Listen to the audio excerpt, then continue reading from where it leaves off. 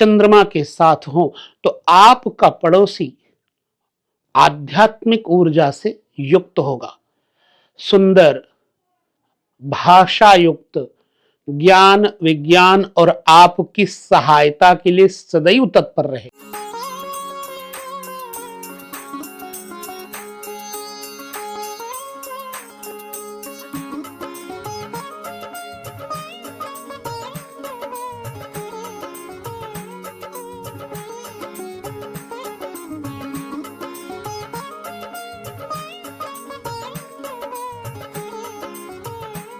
नमस्कार, जय श्री कृष्ण। ज्योतिषीय संदर्भ जो कि सूत्रात्मक परिधि के अंतर्गत आते हैं, यदि आप उन सूत्रों को लेकर के अपने जेहन में बिठा लें तो ज्योतिष सहज हो जाए। दूसरी बात, यदि आपका खान पान संयमित है तो आपकी वाणी से निकला हुआ शब्द सत्य हो जाता है। गुरु में श्रद्धा, विश्वास, आपकी एकाग्रता ज्योतिषीय गुणों में संवर्धन करता है। आज का हमारा जो विशिष्ट छोटा सा वीडियो है वह आप ज्योतिषियों के लिए ही है, हम ज्योतिषियों के लिए ही है। छोटी छोटी बातों को अगर हम ध्यानपूर्वक समझ के कंठस्थ कर ले तो वो आने वाले कल में बहुत काम देता है। मैं कहता हूं, सूत्रों को जरूर स्मरण रखें। तीसरे भाव से क्या विचार किया जा सकता है, क्या क्या विचार आ जाता है, यह आपको जानना चाहिए। तीसरा भाव आपकी दाहिनी भुजा है, भुजाओं का बल है, छोटे भाई और बहनों का है। अगर आपका तीसरा भाव कमजोर हो गया तो आपका साहस, आपका बल निष्क्रिय हो जाएगा। तीसरा भाव स्मरण शक्ति भी है। यदि तीसरे घर में कोई भी बुरा ग्रह बैठा है तो आपके स्मरण शक्ति का ह्रास होता है। याद रखिए, दूरदर्शन, प्रकाशन इत्यादि का विचार तीसरे घर से किया जाता है। आपका धैर्य कितना है, छोटी यात्राएं, संचार व्यवस्था तीसरे घर के कार्य है। आपके साथ कोई प्रश्न करने वाला प्रेक्षक बैठा हो तो ये सब आपको याद रखने चाहिए। दूरभाष, दूरदर्शन, परिवहन सेवा, मतलब टूर और ट्रेवलिंग का काम आपको तीसरे घर से ही देखना चाहिए। दूतों के कार्य, दूत, राजदूत इत्यादि का विचार आपको तीसरे घर से ही करना चाहिए। तीसरा घर पत्रकारिता भी है। तीसरा घर आपकी लेखन शैली भी है। हम कई बार आपको बता चुके हैं लेकिन बार बार पुनरावृत्ति करते रहते हैं। पास पड़ोस, स्मरण शक्ति और दलाली, योग्यता और कमीशन, पत्र या सूचना की प्राप्ति, अनुबंधित विषयों के बारे में समझौता आदि का जो विचार किया जाता है वो तीसरे घर से किया जाता है। जन्म कुंडली में तीसरा घर मजबूत तो आपको कोई हरा नहीं सकता। अब उदाहरण के लिए हम ले लेते हैं कि तीसरे घर में यदि कोई विरोधी ग्रह बैठा हो, फॉर एग्जाम्पल तीसरे घर में सूर्य बैठा हो, अच्छा है। शुक्र बैठे हो, बुरा हो जाएगा। शुक्र सूर्य के शत्रु हैं। तो अगर तीसरे घर में सूर्य शुक्र बैठेंगे तो पड़ोसी के कारण आपके जीवनचर्या में, आचरण में दोष पैदा होगा, क्योंकि शुक्र क्या है, भोग।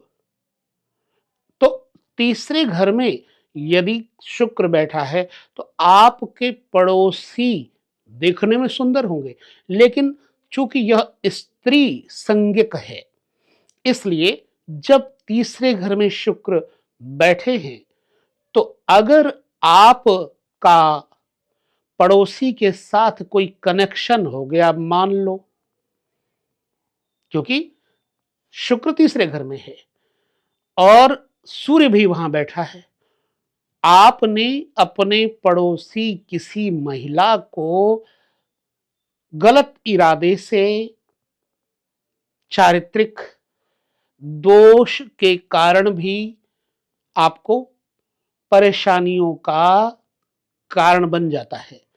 तीसरे घर में शुक्र बैठा हो, सूर्य बैठा हो या कोई भी मंगल बैठे हो, शनि बैठे हो, शत्रु मंगल बैठे हो, बुध बैठे हो, तो क्या होता है, पड़ोसी के साथ आपकी सदैव अनबन बनी रहती है। अब चलते हैं समता की तरफ, देख लेते हैं। अगर आपके पड़ोस में कोई अच्छा रहता है तो आपकी कुंडली का तीसरा घर बता देगा, और हम इसके बारे में कई लोगों को बता भी चुके हैं। तीसरे घर में बैठे हुए बुरे ग्रह आपको कहीं भी रहने के लिए जरूरत पड़ी, आप रहकर देखिए तो आपका पड़ोसी बुरा ही होगा। तीसरे घर में बैठे हुए बृहस्पति चंद्रमा के साथ हो तो आपका पड़ोसी आध्यात्मिक ऊर्जा से युक्त होगा, सुंदर, भाषा युक्त, ज्ञान विज्ञान और आपकी सहायता के लिए सदैव तत्पर रहेगा। बुध शुक्र चूंकि मित्र हैं, तीसरे घर में बैठे हों आपके, बुध और शुक्र तीसरे घर में बैठे हों तो आपका पड़ोसी आपके साथ जुड़ेगा ही जुड़ेगा, और प्रेम संबंध भी आपका अपने पड़ोसी के साथ तीव्र गति से बढ़ेगा। चंद्रमा बैठे हो, शुक्र के साथ बैठे हो तो तीसरे घर में आपका पड़ोसी थोड़ा मनचला परंतु सात्विक, अतीव्र सुंदर, खासतौर से चंद्र शुक्र बैठे हो तो पड़ोसी महिला के साथ आपके आचार विचार बहुत मिलेंगे। कई बार तो लंबे दौर तक ये संबंध चलते रहते हैं। अगर कोई बुरा ग्रह न देखे उस पे तो उस पड़ोसी के साथ ही, उसके मतलब परिवार के साथ ही अपने परिवार से कोई संबंध भी हो जाता है, इतना मधुरता आ जाती है। तीसरे घर में बुध शुक्र केवल हम अभी सिख संबंध को लेकर चल रहे हैं, बाकी तो जैसे दूर संचार की बात की है, ठीक है, दूरभाष की बात की है, टेलीविजन की बात की है, पर्यटन की बात की है, तो ये सब अगर तीसरे घर में शुभ ग्रह बैठे हैं तो यात्राएं इत्यादि आपकी शुभ होंगी, आपको घूमने का शौक होगा और आपको पड़ोसी राज्यों में आने जाने का अवसर मिलेगा। प्रादेशिक यात्राएं आपकी विशिष्ट होंगी, दूत कार्य में आपकी विशेषता होगी। तो ये अनेक बातें आप तीसरे घर से जान सकते हैं। तो हमने एक एग्जाम्पल दे दिया आपको केवल पड़ोसी का। तीसरे घर में बैठे हुए पुरुष ग्रह पड़ोसी के साथ कभी भी मनमुटाव कर सकते हैं। अगर चतुर्थ घर में कोई तीसरे घर का विरोधी ग्रह बैठा होगा तो निश्चित बात है कि लड़ाई झगड़ा बहुत होगा। तो इस प्रकार से तीसरे भाव यानी कि छोटे भाई बहनों के भाव में बैठे हुए शुभ ग्रह आपके छोटे भाई बहनों के साथ, आपके पड़ोसियों के साथ, आपके पड़ोसी देशों के साथ आपकी यात्राओं के अनुकूल व्यवस्थाएं बनाते हैं। और तीसरे घर में बैठे हुए ग्रह अच्छे आपके बल पौरुष का भी द्योतक हैं। तीसरे घर में बैठे हुए अशुभ ग्रह जैसे कोई भी तीसरे घर में बुरा ग्रह बैठ जाएगा अशुभता को लेकर के, तो आपके पड़ोसी से, आपके भाई बंधुओं से, आपके मित्रों से बात नहीं बनेगी। अब एक और चीज यहां समझ लेना, तीसरे भाव के साथ सातवें भाव के स्वामी की युति हो जाना, जैसे सातवें भाव का स्वामी है और तीसरे भाव का स्वामी है, ये दोनों अगर एक जगह बैठ जाएं तो प्रायः जातक का पड़ोसी व्यक्ति से शारीरिक संबंध भी हो जाता है। यह पुरुष हो या महिला, यह मैंने नहीं कहा। मान लो आप पुरुष हैं तो आपका पड़ोसी महिला से, मान लो आप स्त्री हैं तो पड़ोसी पुरुष से आपका संबंध विस्थापित हो जाता है और बड़ी दूर तक चलता है, यहां तक विवाह भी होता देखा गया है। सप्तम भाव का मैंने एग्जाम्पल दिया है। तीसरे भाव पांचवें भाव का स्वामी एक जगह बैठ जाए तो संतान अपने चाचा और बुआ के साथ बड़ा अच्छा व्यवहार करती है आपकी संतान। इसी प्रकार तीसरे और चौथे घर का स्वामी एक साथ बैठ जाए तो आपके मां के साथ विचारधाराओं में थोड़ी भिन्नता आ जाती है। तीसरा भाव खटपट वाला है तो मां के साथ विचारधाराओं में खटपट होती है। बहुत सारे एग्जाम्पल हैं।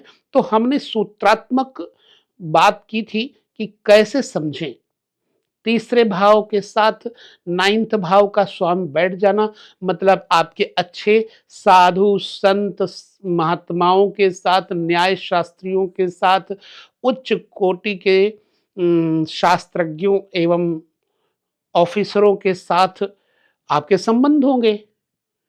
इसी प्रकार से तीसरे भाव के स्वामी का दसम भाव के साथ कोई योग बन जाए तो आप अपने पिता के साथ, ये समझ लो आपके पिता मित्रता की तरह आपके साथ व्यवहार करते होंगे।